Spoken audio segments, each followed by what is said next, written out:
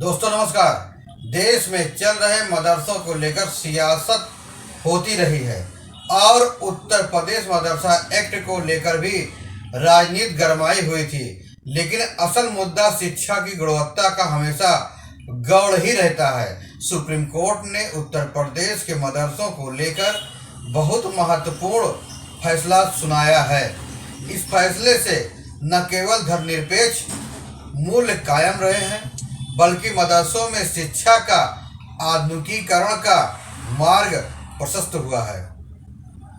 Supreme court ने Allahabad high court के फैसले को रद्द करते हुए 2004 के उत्तर प्रदेश मदरसा शिक्षा बोर्ड कानून की वैधता को बरकरार रखा है। साथ ही मदरसों की संवैधानिक मान्यता भी बरकरार रखी है। इस फैसले से उत्तर प्रदेश के 16,000 मदरसों के ऊपर मंडरा रहे संकट के बादल अब छट गए हैं और इसके अलावा 17 लाख छात्रों का भविष्य भी सुरक्षित हो गया है। मदरसे पहले की तरह चलते रहेंगे। फैसले का महत्वपूर्ण पहलू यह है कि मदरसों को पढ़ाने की अनुमति तो मिली, लेकिन वे बच्चों को उच्च शिक्षा की डिग्री नहीं दे सकेंगे।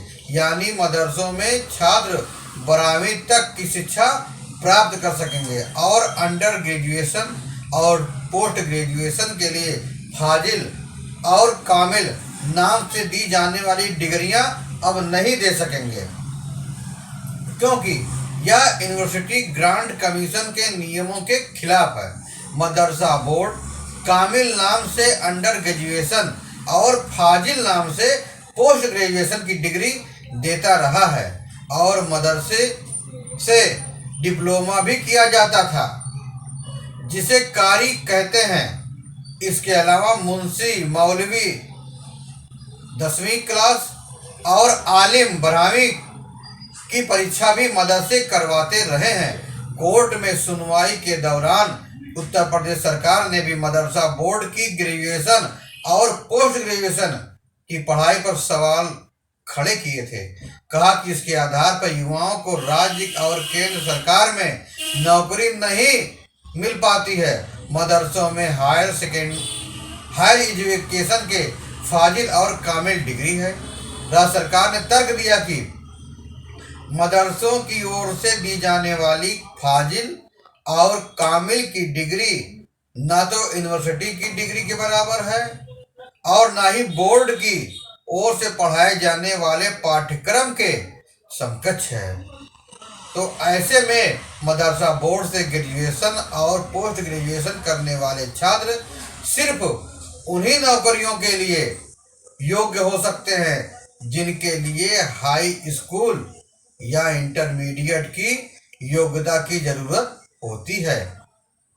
सुप्रीम कोर्ट ने उत्तर प्रदेश मदरसा शिक्षा बोर्ड एक्ट 2004 को गैर कानूनी घोषित करने के हाई कोर्ट के फैसले को रद्द करते हुए महत्वपूर्ण टिप्पणियां भी की हैं। सुप्रीम कोर्ट ने कहा कि उच्च न्यायालय ने इस आधार पर अधिनियम को निरस्त करने में गलती की कि वह धर्मनिरपेक्षता के मूल ढांचे के सिद्धांत का उल्लंघन करता है।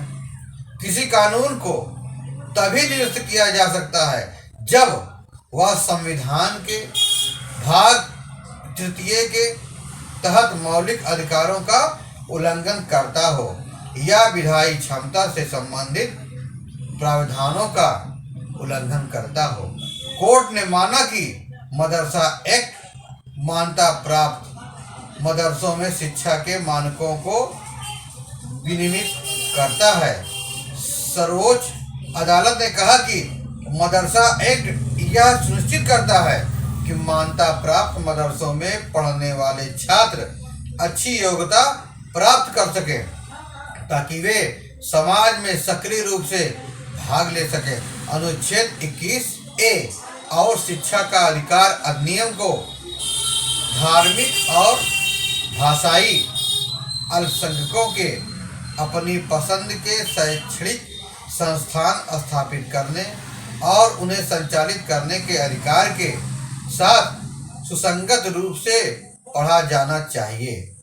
संविधान अल्पसंख्यकों को अपने मदरसे और विश्वविद्यालयों जैसे संस्थान बनाने और उन्हें अपनी इच्छा अनुसार चलाने की अनुमति देता है। सुप्रीम कोर्ट ने शिक्षा, धर्मनिरपेक्षता और मुद्दों को बड़ी बारीकी से देखा।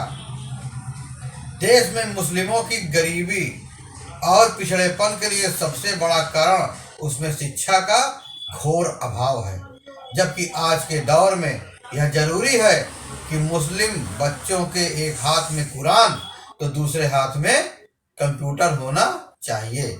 इसके लिए यह जरूरी है कि उन्हें उच्च गुणवत्ता वाली शिक्षा दी जाए। कानून का मकसद मदरसों की शिक्षा व्यवस्था को बेहतर करना ही होना चाहिए। 2004 में मुलायम सिंह यादव सरकार ने मदरसा शिक्षा एक्ट बनाया था। इस कानून का उद्देश्य ही मदरसा शिक्षा बोर्ड को व्यवस्थित करना था। अनेक इस्लामिक स्कॉलरों ने सुप्रीम कोर्ट के इस फैसले का स्वागत किया।